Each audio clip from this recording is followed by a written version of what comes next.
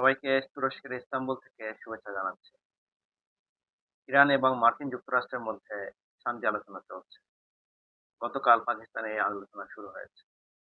এই আলোচনার টেবিলে ইরান যে শক্তিশালী অবস্থান নিয়ে এসেছে, সেটি ইরানের সবচেয়ে বড় অর্জন।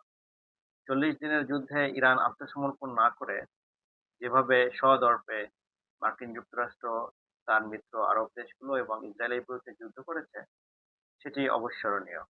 সেটি ইরানকে সামরিকভাবে বিশ্ব রাজনীতিতে একটি শক্তি হিসেবে প্রমাণিত করেছে।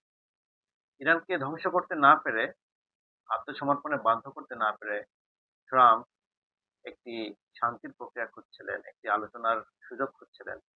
সেটি পাকিস্তানের নেতৃবৃন্দ সেই পথে এগিয়ে গিয়ে ট্রাম্পকে সহযোগিতা করেছে। ফলে এই আলোচনায় পাকিস্তানের গুরুত্ব অপরিসীম হিসেবে সামনে চলে আসছে।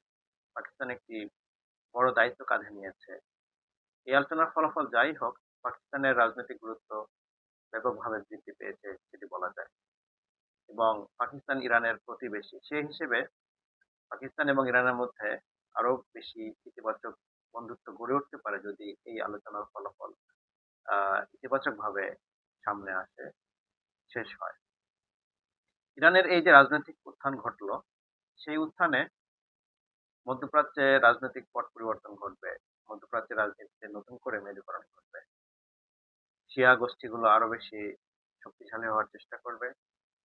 সৌদি আরবের নেতৃত্বে মধ্যপ্রাচ্যে মেরুকরণ বাড়তে পারে। সেখানে সৌদি এবং ইরান সম্পর্কের ব্যাপকভাবে কূটনৈতিক সম্পর্কে ব্যাপক অবনতি ঘটার সম্ভাবনা সামনে থেকে রয়েছে। গতকাল একটি আলোচনায়, তুর্কি একটি প্রতিষ্ঠানের আলোচনায় একজন ইরানির সাথে আমি আলোচনা করেছিলাম।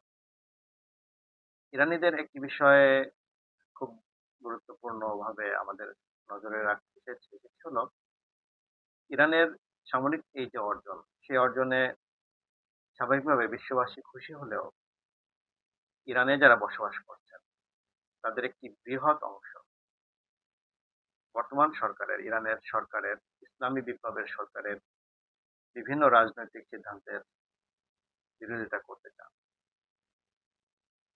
তাদের মতামত হলো ইরানের শিয়াপন্থী সরকার শিয়া মতবাদকে বিভিন্ন অঞ্চলে সমর্থন দিতে গিয়ে অর্থনৈতিক এবং সামরিক খাতে যত ব্যয় করেছেন, দেশে রাজনৈতিক সংস্কারে তার বিন্দুমাত্র তারা নজরে আনেন।